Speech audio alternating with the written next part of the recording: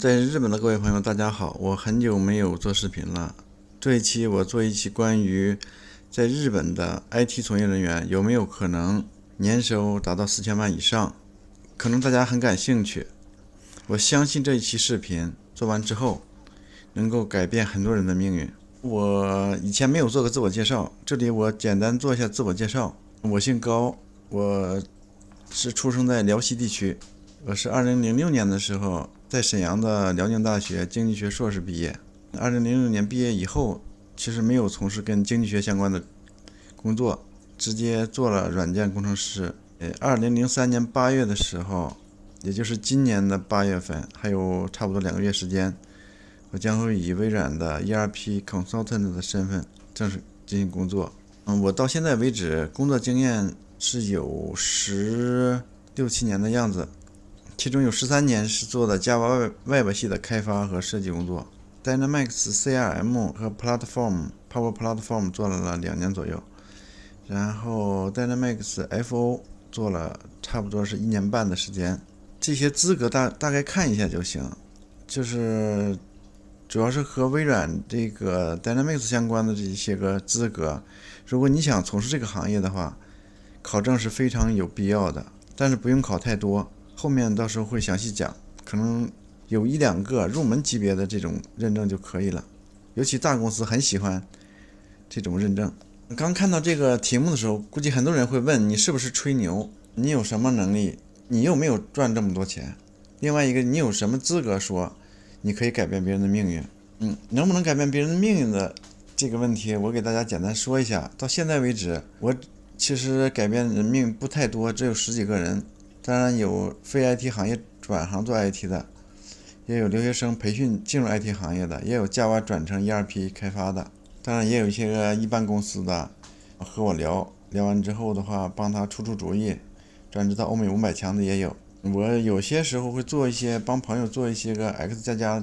这入门级别的培训，当然都是免费的，我全都是不收费的。简单说一下我为什么做这期视频。有很多朋友他希望我拿出一些时间帮别人做一些个 X 加加入门级别的视频，因为我现在也是在现场，也是在开发，也是做一些个交流的工作，所以时间有限，不能面面俱到，也不能讲很长时间，所以我想要不然就做一期视频放在一个公共的平台，大家谁都能看，这样的话可能更有意义一些，让更多的人了解 Dynamics 365 FO 以及 X 加加的开发。我预计会做一系列的这种开发的小视频，但是可能根据我项目的时间，推出的时间有可能不固定，有可能1、2周推出一期，但会陆陆续续做一些，我会尽量坚持下去，直到大家到一个跳过入门这个门槛，能够工作的这种状态。也就是说，你出去找工作，给他讲我学了什么东西，我有这种练习的工作经验、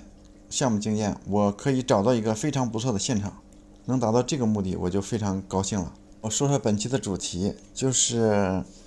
年收4000万是不是真的？是不是有人已经实现了？我可以肯定的告诉你，有，而且我周围人可能不下10个人都是这种级别的。那么他们的职位是什么？叫 ERP 咨询师。当然这个咨询师他有下面的平台语言不一样的，他可能最主要的是这2个，一个是 SAP 的，一个是微软 Dynamics 365的。他们就是说一个人月的单金应该是180万到200万左右，他们多数都是个人事业主，当然也有法人，是并行签约3到4家公司，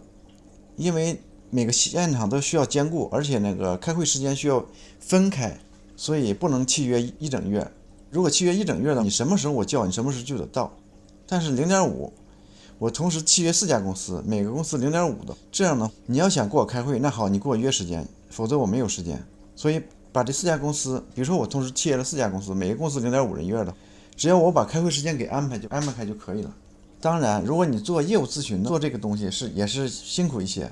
有时候周六周日可能需要加一些班，但是如果做开发级别的这种技术咨询呢，可能就不能兼顾2人月的活，1.5人月是可以的。然后后续再有时间再给大家细讲，大致就是这个样子。而且领我入行的一位老师，他的年收我不说名字了，他的年收其实是不止4000万，是5000万以上的。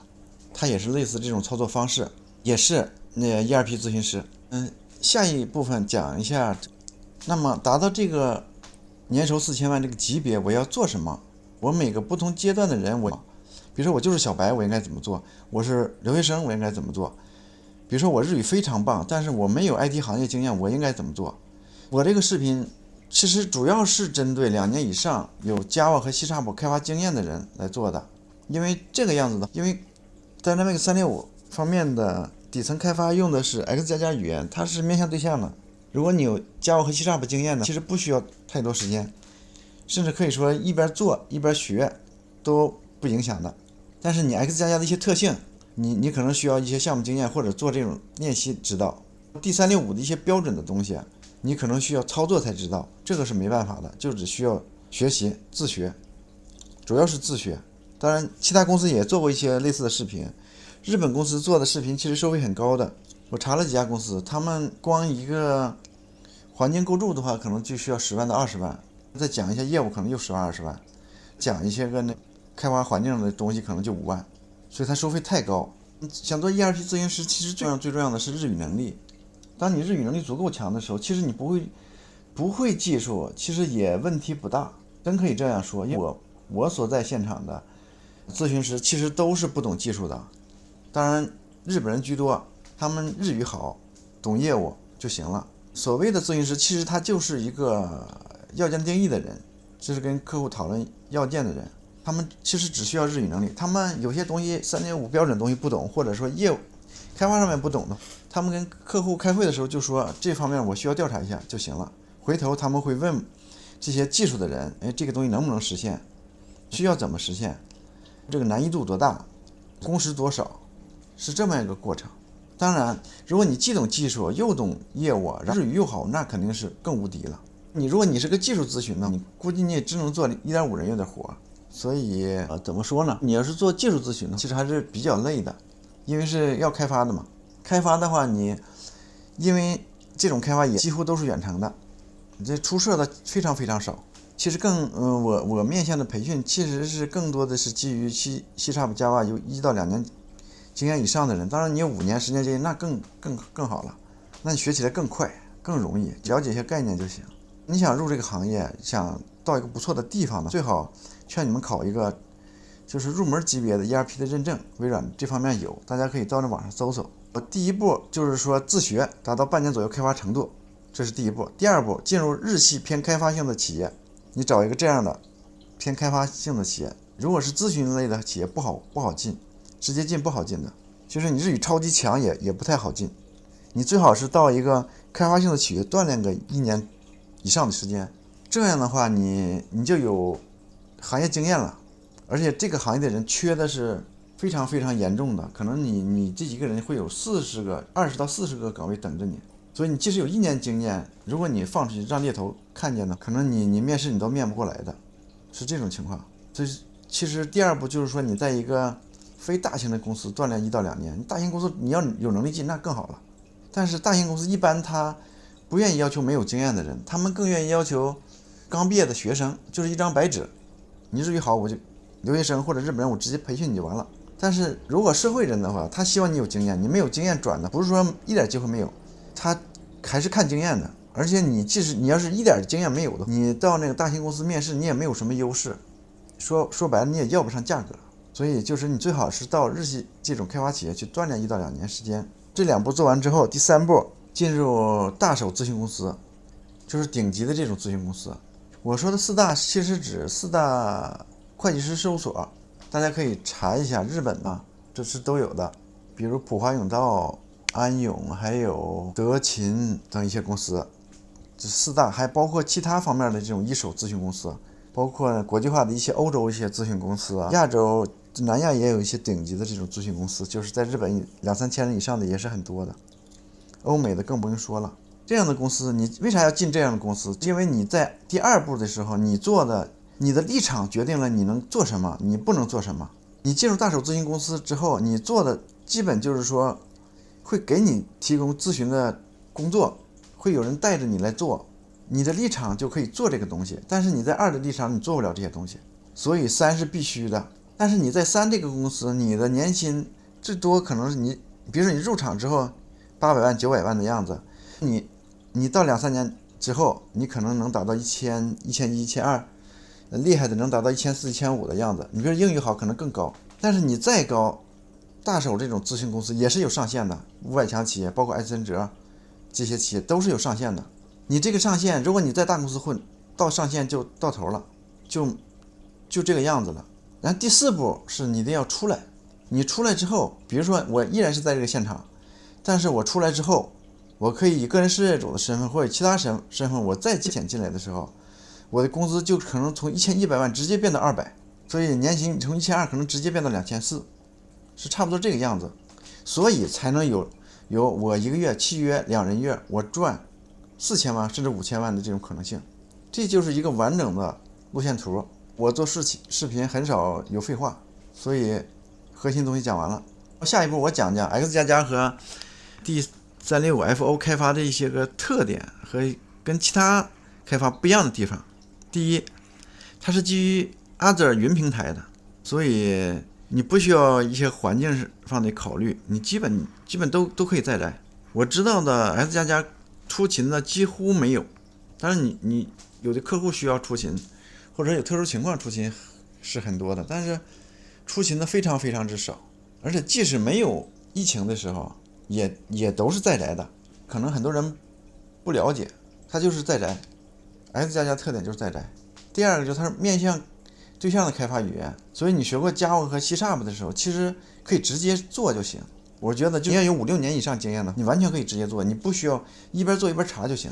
当然它也有简单的类库，你可以查一下，或者有sample source参照一下就行，完全可以做，不需要一个过渡。Java 我很厉害的时候，其实我做 C# 开发，我也就其实是直接可以平移的，没什么问题的。当然，你如果我经验少，你比如说我就2年 Java 经验，我做这个东西，那么你可能需要系统的了解了解。第三呢 ，ERP 系统一般都是一些个偏大型的公司比较多，当然最大型的可能既有的一些都是 SAP 来做，但是那个 D365 也有 D365 的一些特点，比如说成本比 SAP 低一些。然后在世界范围内，D365FO 的这种 ERP 系统是世界第一的，是超过 SAP 的，属于 No.1 范围的。但在日本的话，目前数据我没有看，目前的话应该是 SAP 第一，然后微软 ERP 应该跟它接近的这种状态，就是1-2年前是这样，现在我没有看是有没有超过它。然后 D365FO 方面的开发，它更专注于业务，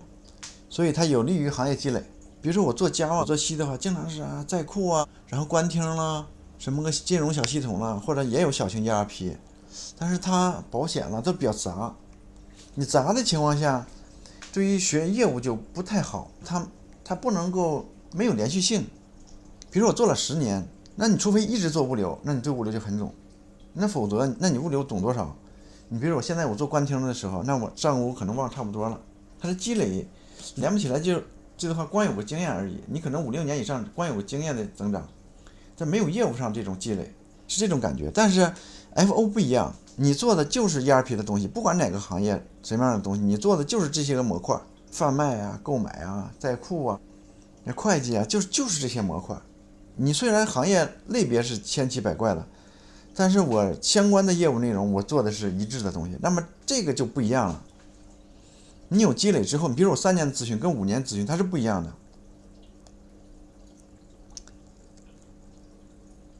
就是下一个就是说，如果跟那个技术相比的话，可能你职业生涯会变长一些。只有 Java 和 C# 的话，你可能到40岁后半段或者50岁前半段，你去找项目的时候就觉得，哎呀，你岁数有点大了，要不然你降单价吧。但是你要是做这种 ERP 咨询就不会有这个问题，你可能做到60岁都依然会有人要你。比如说你60岁，你有20年、30年咨询经验的话，那你是专家级别的。但是你要是Java有30年开发经验的话，你也就是有开发经验而已，你可能得单价从65、70可能降到65，降到60啊，可能是这个样子了。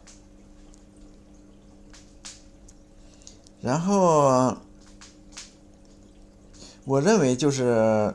D365FO X++项目的开发可以让一个年轻人很短时间内，经过1-2年的努力，迅速进入4大。这个是一般的开发语言做不到的。比如说我 Java 再强，我 Python 再强，你想1-2年你到一个很牛的公司，比如说我达到个800万、900万、1000万以上的工资，那是不可能的。但是你做这方面的开发，你完全有可能，而且你付出的努力不一定说的有其他方面多。原因是它太偏门了，知道的人少，太偏门了。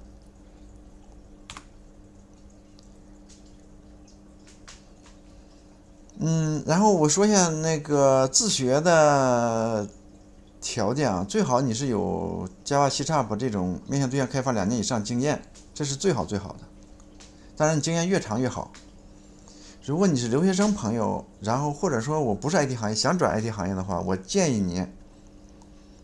就是它分几种情况。第一就是说你逻辑思维能力比较强，你认为你喜欢这个东西，你喜欢编程的东西，你喜欢这些个逻辑性思维比较强的东西，那你就可以进入这行业没问题。但是说你要学 Circle 基础和 X++ 基础，就是说它开发语言是什么，基础语法是什么，这个开发到底是个什么东西，分几部分构成，什么叫前台，什么叫后台，什么叫数据库，然后什么叫云平台，这些基本概念要懂，然后你要做一些简单的练习。然后 Circle 很重要，就是不管你做什么东西，其实最重要是 Circle 这部分的东西。Circle 就是数据库，数据库是跟业务直接相关的。然后你日语超级好的，你可以直接学习业务操作也可以，就是以业务操作为主，然后与这些个就是技术开发方面的学习为辅就可以了。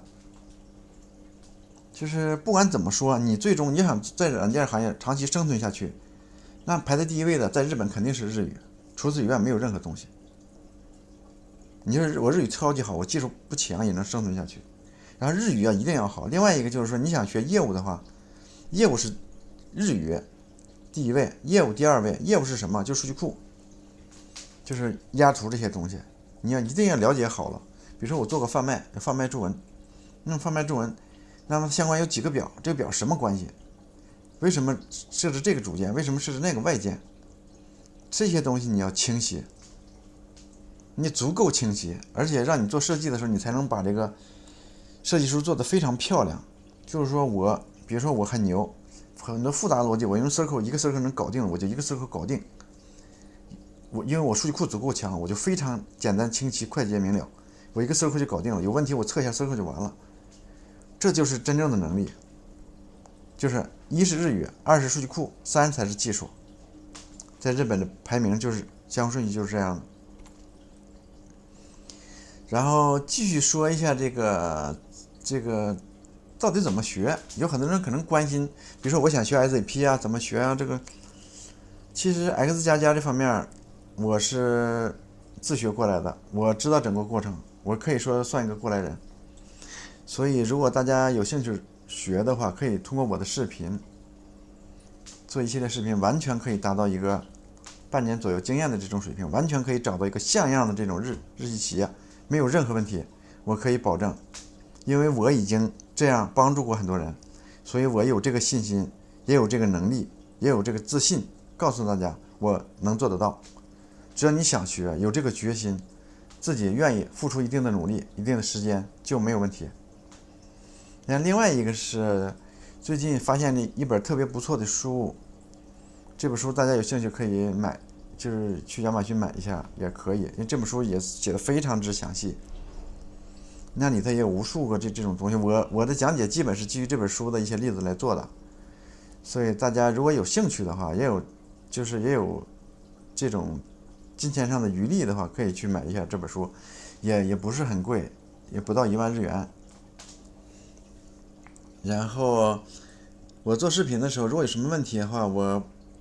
也没办法一个一个接待，大家有问题可以放在那个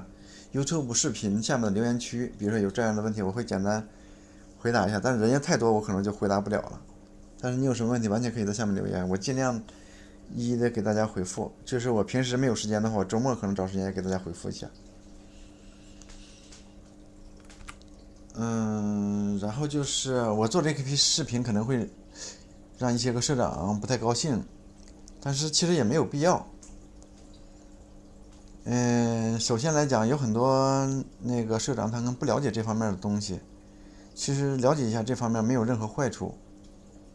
因为我知道有几个公司就是原来做 Java 可能做非常吃力，因为卷的太严重了嘛。Java、C# 派遣做的实在卷不动了。那有就是做365 CRM 或者 FO 做的非常不错的，因为什么？就是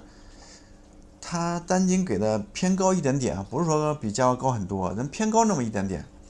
然后人也不太多，那有一个人你给他留住就好了。所以就在一个很稳定的情况下，不断的慢慢增长这种状态。而且就是虽然FO 和 CRM 开发的案件确实是周期短的，3个月可能4个月，长的半年的可能就结束了。但是因为这样的人特别少，所以客户那边只要是你这个人能干活的话，客户不会让你待机的，没有机会待机。甚至你同时一个人会同时在一个现场同时对应3个、4个以上的项目。保守的话是这个样子，因为微软这个系统就是这种特点，所以希望一些个老板也不要觉得我怎么样啊，我也没有别的意思，我就是帮助一些个在日本的个体普通人能有机会，如果有机会改变一下自己的命运而已。当然各位社长们也可以去了解这方面的东西，然后公司可以接一些这样的活，培养一方面这样的人才。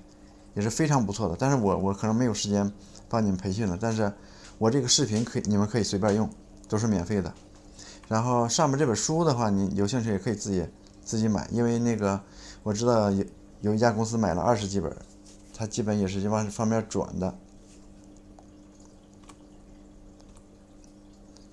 然后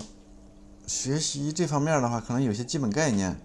我今天就不详细讲了，就是 LCS。大家可以查一下这是什么意思，叫 Life Cycle Service， 就是这边作为一个管理的一个工具，都是基于网络的啊，都是基于那个 IE 浏览器就可以进去的。像 Other 也一样，是基于一个，因为我们的环境是配在云上的，肯定是离不开 Other 的。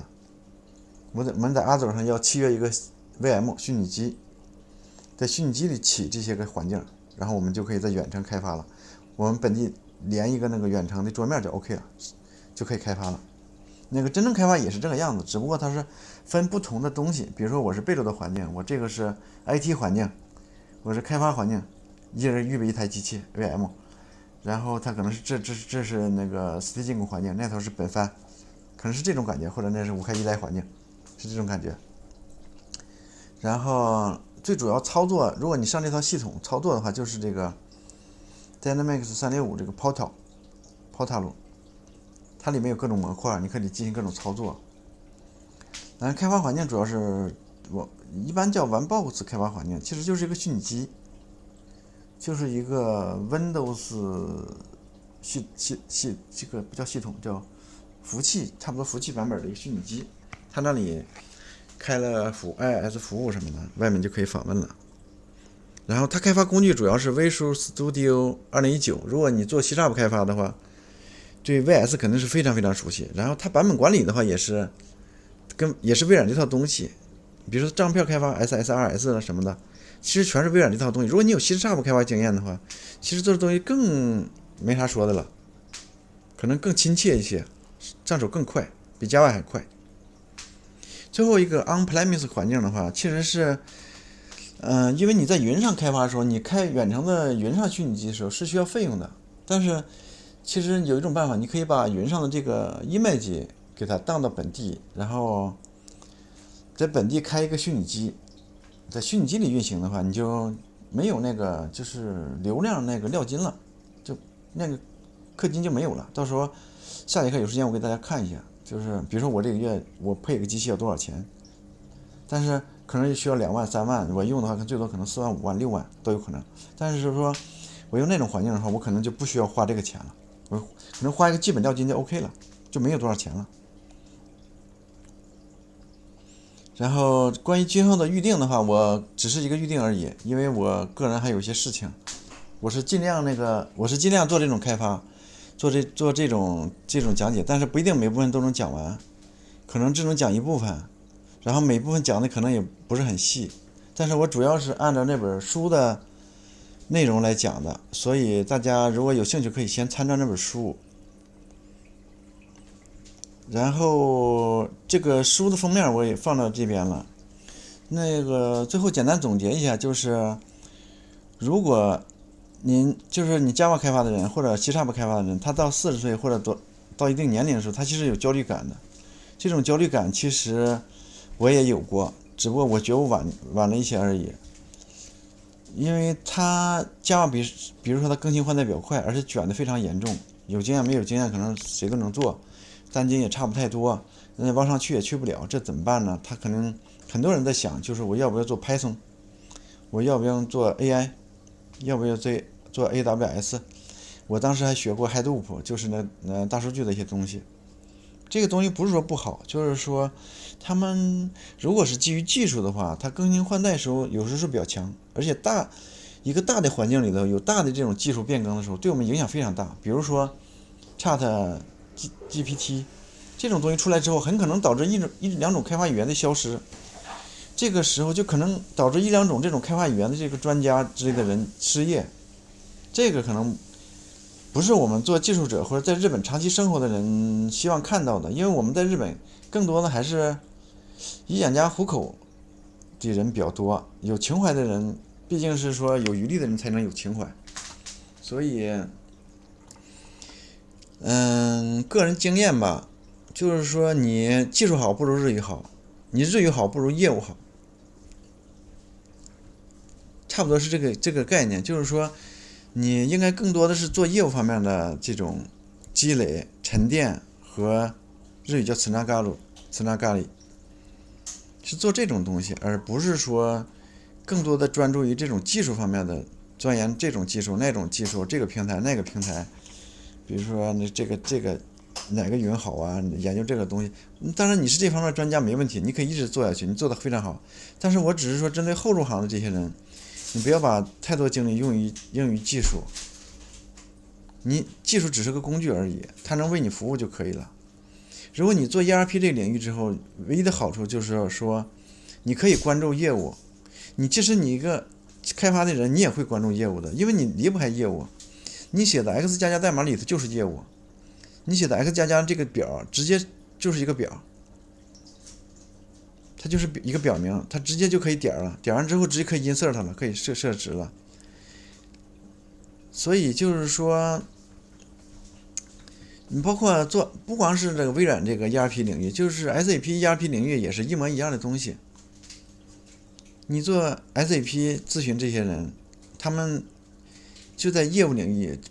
不停的积累。比如说我做一个模块，比如说单金100，我做2个可能就是150，那么我做的90，我可能会3个模块，那么可能就200多，这完全有可能的。而且你也是像那个中医一样，越老越值钱的。那个 D365 FO 这方面也一样，它是那个相当于 SAP 的一个竞争对手，他们是一模一样的东西，没有任何区别，只是底层的开发语言不一样。甚至换句话说，就是 SAP 的咨询师可以无障碍的直接平移到 D365 FO 的领域做咨询。